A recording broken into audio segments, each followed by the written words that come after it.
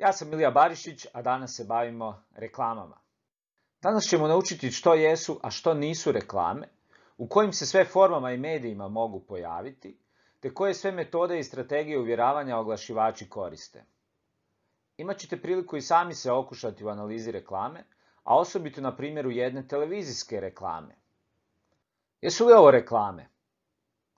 Objasnite kako se ovi oglasi uklapaju u vaše poimanje reklama ili na koji način od njega odudaraju.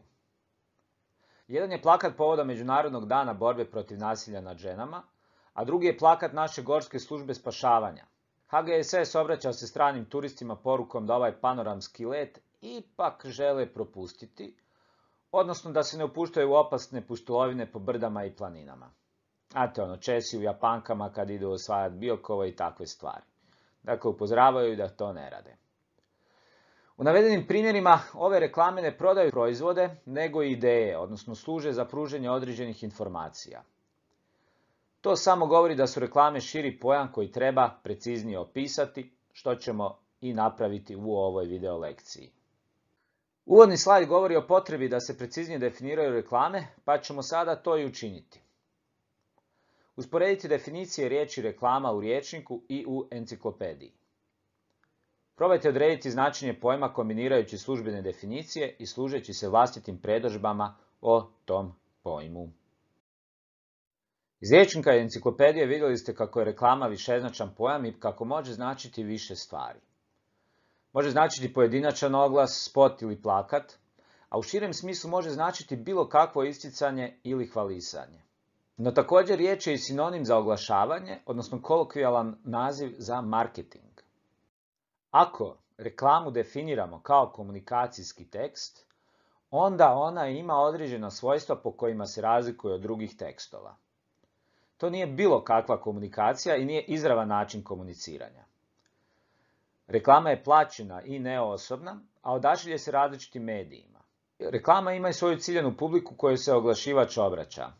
Ovdje smo naveli samo osobne svrhe oglašavanja, no osim informiranja ili uvjeravanja, svrha može biti i stimulacija potražnje, podsjećanje potrošača na neki proizvod ili marku proizvoda, no može biti i kreiranje mišljenja i stavova, ne samo o proizvodu, nego o raznim javnim i društvenim pitanjima, kao što smo vidjeli na ranijim slajdovima s reklamama Gorske službe spašavanja.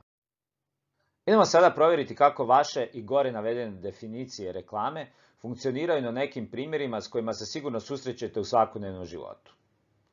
Jesu li ovo reklame i zašto jesu ili nisu? Slobodno pauzirajte da biste razmislili i eventualno zapisali svoja obrazloženja. Uzmite si vremena, a mi idemo dalje s prezentacijom. Vjerujem da je većina vas ispravno utvrdila da fotografija Cristiana Ronalda lijevo jest reklama, a fotografija ovog dečka desno nije. Sigurno znate da Cristiano Ronaldo ima najviše pratitelja na Instagramu i da jako puno zarađuje na njemu. Dakle, Nike je platio Ronaldu da nosi njihovu opremu, dok ovaj dečko nije plaćen. To je dovoljan kriterij da fotografija lijevo jest reklama, a fotografija desno nije. Neki su možda rekli da je ovo desno besplatna reklama, ali mi ne možemo znati kakav utjecaj na prodaju ima ovaj dečko. Ako je popularan u svom društvu ili školi, onda može biti u određenom smislu besplatna reklama. No ako nije popularan, može biti i antireklama. Dakle, da utvrdimo, ako je reklama komunikacijski tekst, znači da ima svog pošiljatelja, svoju poruku i svog primatelja. Pošiljatelj je neka korporacija ili organizacija, recimo Nike. Poruka je informacija, promidžba ili uvjeravanje, a primatelj je ciljana skupina koja će možda taj proizvod i kupiti. Generalno, pošiljatelj ima kontrolu nad porukom koju šalje. Kada ne plaća nošenje svoga proizvoda, kompanija nema kontrolu nad porukom koja se tako može slati. U slučaju ovog dečka desno, korporacija, odnosno Nike, nema kontrolu nad porukom. Oni mu nisu ništa platili i time nisu tu poruku ni poslali. To što on nosi logo Nike ne znači nužno ništa za njihovu prodaju, a možda im čak i šteti ako recimo ovaj dečko nije popularan. Ljudi mogu misliti da je Nike bez veze ako on to nosi. Nažalost, ljudi su takvi, društveni su odnosi često okrutni i ako niste popularni, vjerojatno neće biti popularna ni roba koju nosite, šta da vam kažem, eto. Mislim, sjetite se samo kako brojne poznate osobe i influenceri gube sponzorske ugovore ako dođu u nemilost javnosti. Sjetite se kako je Baka Prase izgubio puno sponzora nakon onog skandala. A zašto? Pa zato što kompanije ne žele da ih reklamira netko koga javnost doživljava negativno. To može loše utjecati na prodaju i čim prije otkazat će takve suradnje. Eto dakle, kada vi nosite logo nekog proizvoda, nije nužno da ga reklamirate.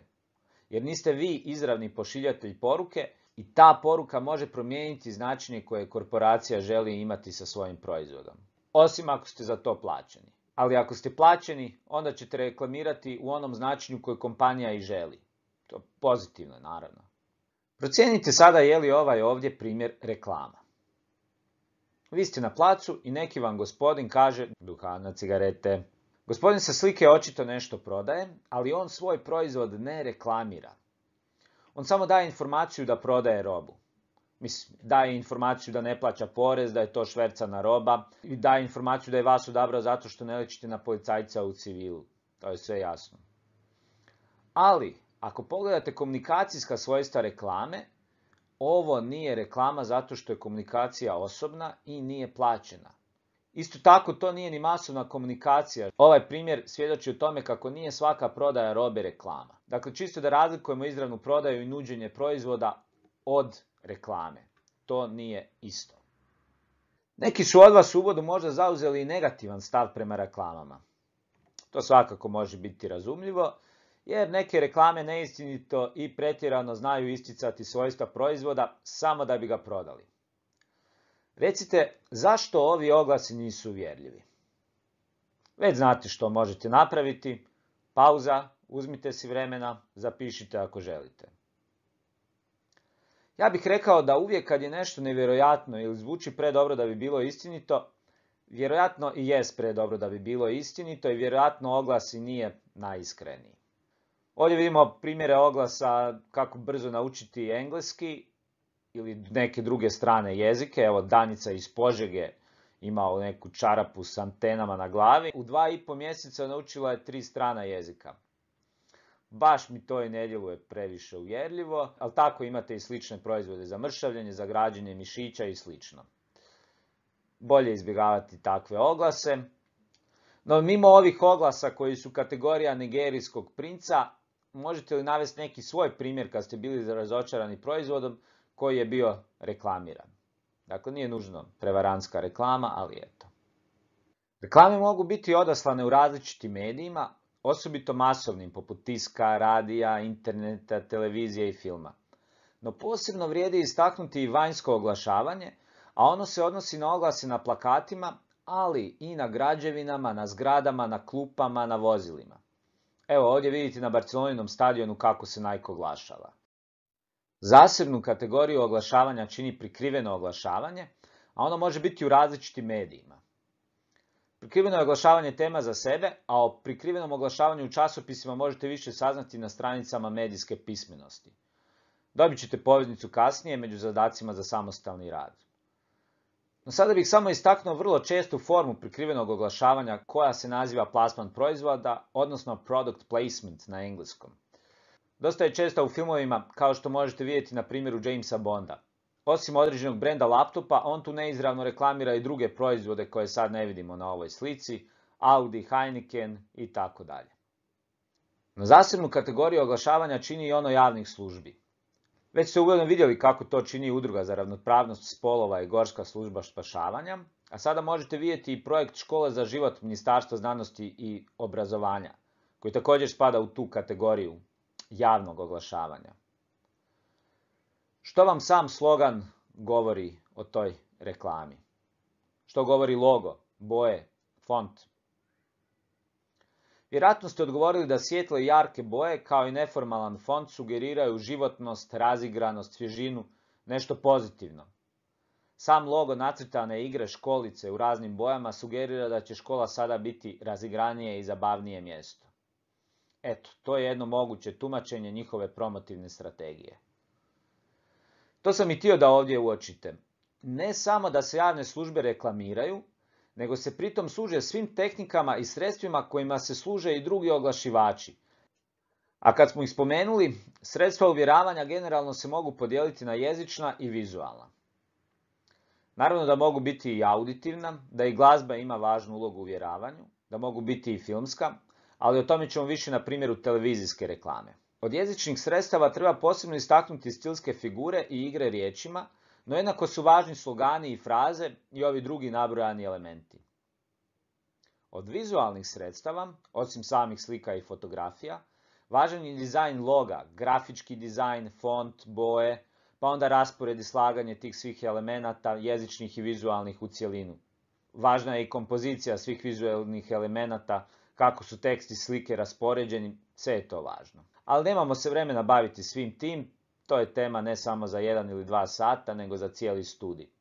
To ljudi studiraju i od toga žive, a ovdje ćemo se mi samo ukratko osvrnuti na ovo što vidite desno. Vidite neke od najpoznatijih svjetskih kompanija kako se koriste grafičkim dizajnom, bojama, fontom, sloganima, logom i drugim jezičnim i vizualnim sredstvima da bi stvorili prepoznatljiv brend koji je privlačan kupcima. Sada ćemo nešto reći o općim strategijama uvjeravanja. Kao i u govorništvu i u oglašavanju možemo razlikovati 3 glavne strategije uvjeravanja. Te su strategije poznate još iz stare Grčke, iz Aristotelove retorike, ali funkcioniraju i u svijetu suvremenog oglašavanja. Patos je nastojanje da se djeluje na emocije publike. Većinom se određeni proizvod želi povezati s pozitivnim emocijama. Zato vam ljudi obično imaju nasmijana lica u reklamama. No patos se može odnositi i na negativne emocije. Patos se može odnositi i na izazivanje straha i kajanja kod publike. Logos, s druge strane, zaziva razum i logiku publike. To čini tako što, na primjer, pruža dokaze i statistiku da uvjeri publiku u ispravnost poruke. Etos, kao treća moguća strategija, nastoji uvjeriti publiku da je kompanija pouzdana, iskrena i vjerodostojna. Stručnjaci ili poznate osobe to preporučuju, pa eto, zato treba kupiti njihove proizvode. Kad Cristiano Ronaldo reklamira Nike, publika je sklona vjerovati da su im proizvodi dobri jer on je vrhunski sportaš. Po istom tom načelu etosa, kompanije su u svojoj promociji često oslanjaju na influencere.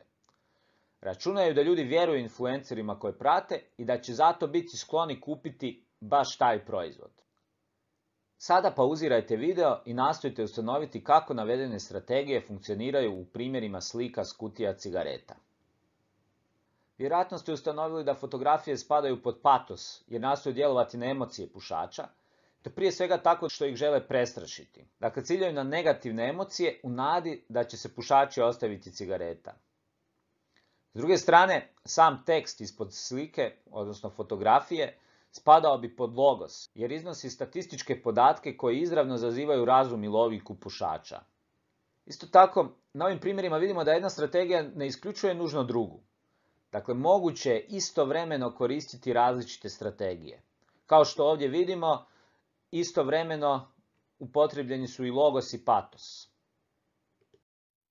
Probajte sada utvrditi kako strategije uvjeravanja funkcioniraju na ovim primjerima. Vjerojatno ste primijetili da se Colgate služi etosom tako što se poziva na mišljenje stručnjaka, zubara, vezanim uz pastu za zube. Tu i vidimo jednog zubara kako drži Colgate. Usto, taj zubar je nasmijan, što znači da se ova reklama također donekle služi patosom, jer nastoji svoju pastu za zube vezati pozitivne emocije. Dior u reklami za svoj parfem također se služi etosom, jer im je zaštitno lice poznati glumac Johnny Depp. No, osim etosom služi se i patosom, s obzirom da fotografija, odnosno izraz lica Johnnyja Deppa i položaj tijela sugeriraju određene emocije koje Dior želi da se asociraju uz njihov parfem. Ostalo nam je još samo da analiziramo televizijsku reklamu. Ovdje imate neka univerzalna pitanja na koja možete odgovoriti za analizu bilo koje televizijske reklame. Stavite pauzu, pročitajte ih i imajte ih u vidu kada ćete gledati reklamu koja slijedi. Vratite se na ovo mjesto u video nakon što odgledate reklamu i odgovorite na ova pitanja. Uz ova pitanja uvijek možete razmisliti i o tome koje skrivene poruke ima ova reklama. Ima li nešto što reklama izravno ne govori, ali se može iščitati između redaka. Odite na ovu povednicu koju vidite na ekranu i pogledajte reklamu za zumiće. Ovo su moguće ključne točke vašeg tumačenja. Vjerojatno ste naveli da su ciljana publika djeca. Teško je točno odrediti dob, ali vjerojatno djeca do 12. godine, možda i mlađa. Oglašivač se ovdje koristi svjetlim i jarkim bojama, osobito žutom koja je mladenačka i optimistična boja koja asocira na sreću, užitak i energiju. Bojama, simpatičnim animiranim likovima i plesnom koreografijom želi se dočarati veselo i ugodno raspoloženje, ležernost, opuštenost, zaigranost. Ova zarazna melodija također lako ostaje u glavi. Zum, zum, zum, dođi u konzum. A pod skrivenu poruku mogli ste navesti da zapravo nije toliko bitna prodaja samih zumića, koliko to da roditelji skupa s djecom dođu u Konzum i tamo potroše neke novce. Jer kad su već u Konzumu, neće kupiti samo zumiće, nego vjerojatno i neke druge namirnice koje bi kupili možda u nekom drugom dućanu. Kruh, mlijeko, banane, takve stvari uobičajene, a možda će kupiti i ponešto što inače ne bi kupili. Nešto što su vidjeli na akciji i slično. Često trgovački lanci za strategiju imaju to da samo dovuku kupce. Pa onda mogu biti i na gubitku s nekim proizvodima ili na nuli, recimo s bananama na akciji, eto. No kad kupac dođe po taj proizvod, on će vrlo vjerojatno kupiti i neke druge na kojima trgovac može zarađivati. Tako je možda i sa zumićima. Pazite, glavna je poruka zapravo zum, zum, zum, dođi u Konzum. Dakle, nije toliko da se reklamiraju sami zumići, nego putem djece reklamira se sam Konzum u koji će onda ta djeca odvući svoje roditelje. Za kraj, probajte ono što ste danas naučili provjeriti u raspravi s kolegama iz razreda, u kojoj ćete razmijeniti mišljenje o influencerima, odnosno o sredstvima i strategijama koji se oni služe u promoviranju proizvoda. Za samostalan rad možete na portalu medijskapismenost.hr naći materijale o prikrivenom oglašavanju. A ako vas zanima online oglašavanje, imate sjajan video o tome na YouTube kanalu Crash Course, a poveznicu vidite na slajdu. Naravno, možete se i sami iskušati u oglašavanju, tako što ćete osmisliti reklamnu kampanju za nešto što sami želite promovirati. Recimo, za vašu školu. Sami si odaberite medijsku platformu ili više njih i probajte privući što više ljudi. To je to za danas, hvala vam na pozornosti i vidimo se opet uskoro. Pozdrav!